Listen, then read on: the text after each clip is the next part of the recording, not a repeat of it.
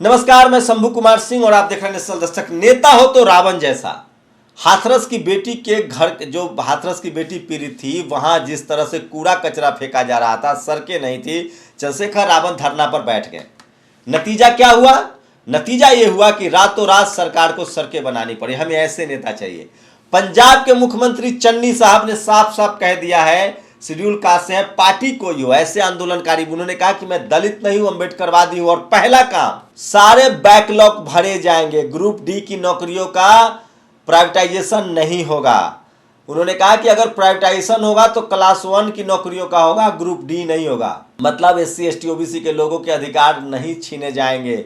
ये है अम्बेडकरवादी की ताकत, और चन्नी साहब ने ऐलान कर दिया है। तो इस तरह की खबरें जो है, मैं बार बार कहता हूं कि इन तमाम खबरों को आपके साथ रहना पड़ेगा। आपके नेताओं को सोचिए, मीडिया ने कैसे चन्नी साहब को कमजोर CM और विलेन बना दिया। अब पता चल रहा है कि वो हार्डकोर अम्बेडकरवादी हैं। उनके काम पर मेरी नजर है। जैसे BSP सुप्रीमो मायावती ने मुख्यमंत्री के तौर पे सबसे बड़ा ऐतिहासिक काम किया, कॉलेज, यूनिवर्सिटी, अस्पताल बनवाए। लालू यादव ने किया, शिबू सोरेन ने किया, हेमंत सोरेन कर रहे हैं, करुणानिधि ने किया, MK स्टालिन कर रहे हैं। रोड, रोजगार, सड़क, अस्पताल, ये सब की राजनीति सिर्फ SC ST OBC और माइनॉरिटी के नेता करते हैं। वो कौन लोग हैं उनको पहचानिए, जो जाति, मंदिर, मस्जिद, गाय, गोबर, गौमूत्र की राजनीति करते हैं, भारत पाकिस्तान की राजनीति करते हैं। जब भारत मजबूत होगा तो पाकिस्तान की 2 रुपए की औकात नहीं होगी। सोचिए, भारत में पहली बार इस देश के प्रधानमंत्री पद की गरिमा कितनी तार तार हुई है। कमला हैरिस, एक डिप्टी राष्ट्रपति, जिसे इससे पहले भारत के प्रधानमंत्री लोग डिप्टी से बात नहीं करते थे, उसने प्रधानमंत्री मोदी को डेमोक्रेसी का पाठ पढ़ा दिया। वो भी डिप्टी मतलब वाइस प्रेसिडेंट। प्रेसिडेंट छोड़ दीजिए। ये स्थिति रह गई है भारत की। ये डिप्लोमेटिक स्थिति हमारी कमजोर हुई है। और वहां भी, और ये देखिए, मैं लगातार इसलिए कह रहा हूं, और जिस तरह से लगातार जाति जनगणना के खिलाफ सुप्रीम कोर्ट में हलफनामा दिया है केंद्र सरकार ने। तेजस्वी यादव ने इस देश के तमाम सभी नेताओं को चिट्ठी लिखी है, उसमें अखिलेश भी है, मायावती भी है, स्टालिन भी है, कि जाति जनगणना होनी चाहिए। किसी भी कीमत पर जाति जनगणना कराएंगे हम। और ये तस्वीर देखिए, एक आदिवासी महिला को कुर्सी तक नहीं दिया गया। ये है इस देश की हालत। और अजीब है, कोलोजियम नेपालिका की चाल। EBS आरक्षण सुप्रीम कोर्ट में चैलेंज किया गया। EBS आरक्षण को सुप्रीम कोर्ट में चैलेंज किया गया है, उस पर अभी फैसला नहीं आया।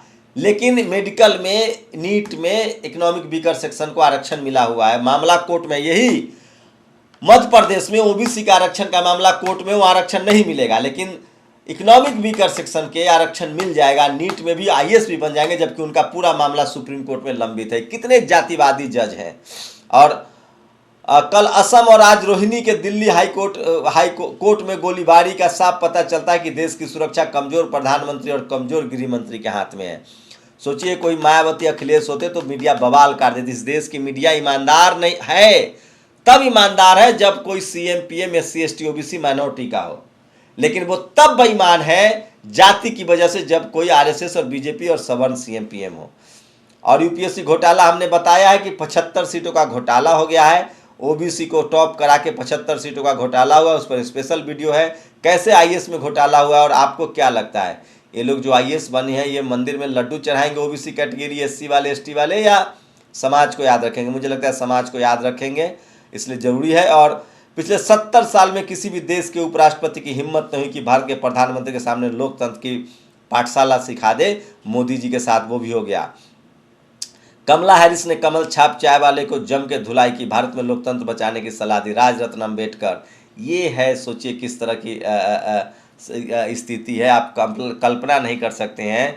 डेमोक्रेसी सिखा रहे हैं, और सबकी कूटनीति। बाइडेन ने मोदी को गांधी जी के हवाले से मौजूदा दौर में असहिष्णुता की बात पढ़ाई है। सोचिए आप, इन्होंने किस तरह से नाम खराब किया है। और ये है, चन्नी साहब ने कहा है, पंजाब के नए सरदार चरणजीत सिंह चन्नी ने कहा है, 4 महीने में सभी खाली पद भरेंगे। ग्रुप डी की कर्मचारी कॉन्ट्रैक्ट पर नहीं, सरकारी नौकरी होगी। और सोचिए, जिस गुजरात में शराबबंदी है, वहां 21,000 करोड़ का नशा पकड़ा जाता है, और वहां कौन है CM? प्रधानमंत्री मोदी लगातार रहे हैं। और कौन से युद्ध लड़े हैं इन भरवों ने? कुत्तों की तरह झुंड बनाकर गाली देने से कौन सी वीरता सामने आ जाती है? सोचिए करनी सेना के लोग कैसे यादव समाज के लोगों को गाली दे रहे थे।